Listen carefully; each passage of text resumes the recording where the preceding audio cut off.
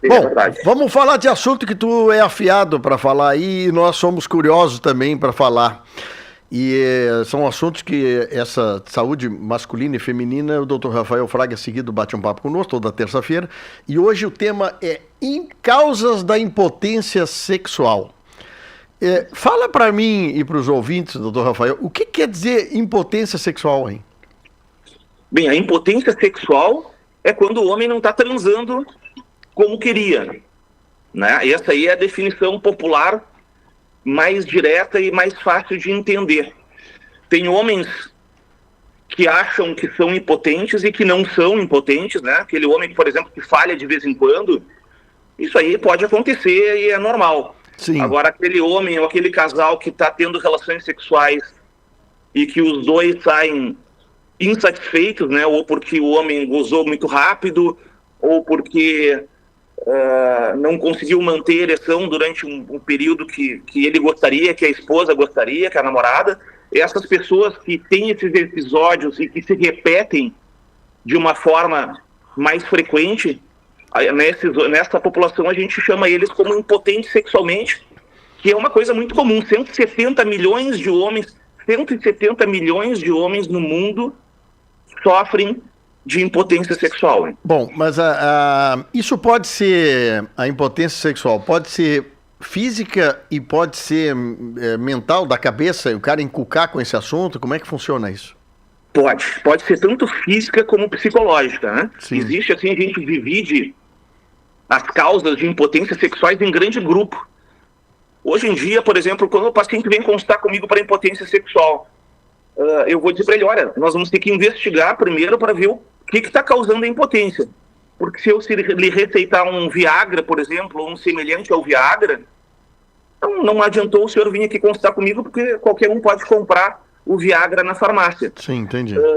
Existe dezenas de causas da impotência sexual, desde problemas de circulação no pênis, problemas relacionados aos nervos, à inervação do pênis, problemas relacionados a hormônios sexuais, pênis, por exemplo, muito torto, né? Essa é uma causa relativamente comum de encontrar, como a doença de Peyronie, que fazem o pênis entortar e ter dificuldade para penetrar. A parte da cabeça nossa é muito comum Sim, homens ficarem encucados e cada vez mais com o problema da impotência se agravar. Remédios utilizados para as mais diversas doenças, como pressão alta, como problemas de depressão. Sim. Tudo isso pode levar à impotência sexual. Então, a consulta de impotência sexual não é tão simples para ser realizada de uma maneira completa e eficaz, né? Deixa eu te perguntar, então, dá para separar, eu falei psicológico porque a próxima pergunta é justamente isso. Fisicamente, tu tem como, existem exames para detectar se fisicamente tem problema, para depois, daqui a pouco, passar para o caso psicológico? Tem exames, existem exames que a gente vai detectar se a circulação do pênis está normal, né? Como é que se faz esse exame? Através de uma ecografia peniana com Doppler colorido. O que é isso? Se injeta uma substância no pênis e vê a circulação do pênis. O que pode causar isso aí? A pressão alta, hipertensão arterial de longa data, problemas de colesterol ou triglicerídeos alto, isso aí vai fazer entupir os vasos sanguíneos e esse homem não vai ter uma circulação adequada de sangue no pênis, levando, né, na hora do namoro a ter dificuldade do pênis encher de sangue e se manter cheio para a relação sexual. Hein? Bom, mas aí, por exemplo, fizemos o exame, está tudo certo, fisicamente certo. E a cabeça, como é que se resolve psicológico do homem? E também eu quero saber o seguinte, se a parceira também tem que ser envolvida nesse tratamento. Sim. A parte da impotência psicológica, agora de manhã eu já estou atendendo aqui no consultório, eu atendi um paciente que veio com a queixa de impotência sexual. Sim. E eu já tinha realizado alguns exames anteriores que mostrou que a parte física desse homem estava completamente normal. O que é a parte física? A circulação do pênis estava normal, os hormônios sexuais que a gente dosa através do sangue estavam normais também, e esse homem referiu para mim, olha doutor, ele demorou muito para conseguir expressar isso, eu até consigo ficar de pênis duro, só que passa 2 minutos e eu já gozei.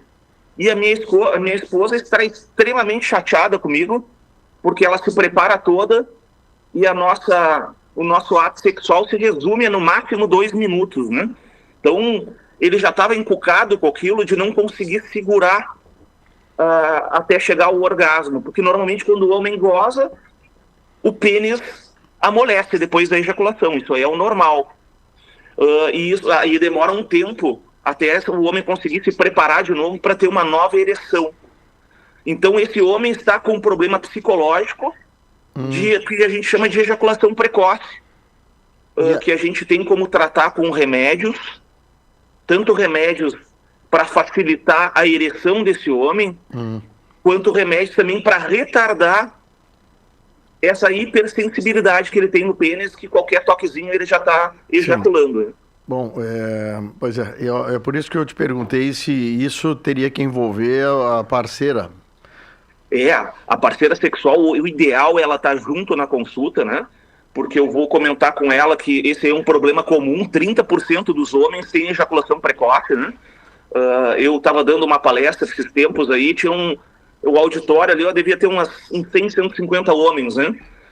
E eu comentei que olha, de nós todos que estamos aqui dentro desse auditório aqui, pelo menos 30, 40 homens têm ejaculação precoce. Daí ficou todo mundo se olhando, querendo saber quem eram os ejaculadores precoces, né? Que é uma alteração comum e que tem tratamento e que se resolve, na maioria dos casos, de uma forma muito fácil com o uso de medicamentos. Mas tu pergunta e o pessoal não levanta a mão, né? Não, com certeza não, né? Todo mundo, a questão da impotência sexual, ejaculação precoce, falta de desejo sexual, são assuntos que os homens normalmente não querem conversar, né? Normalmente eles falam que conseguem transar durante 3, 4 horas seguidas, que não Sim. É aquele papo de corredor, né? Corredor. Em 4 paredes é coisa diferente. Eu tenho uma pergunta, doutor Rafael, eu não sei se... Eu acho que cabe nesse tema agora, mas há uma pergunta aqui, sexo normal só não sai nada de esperma.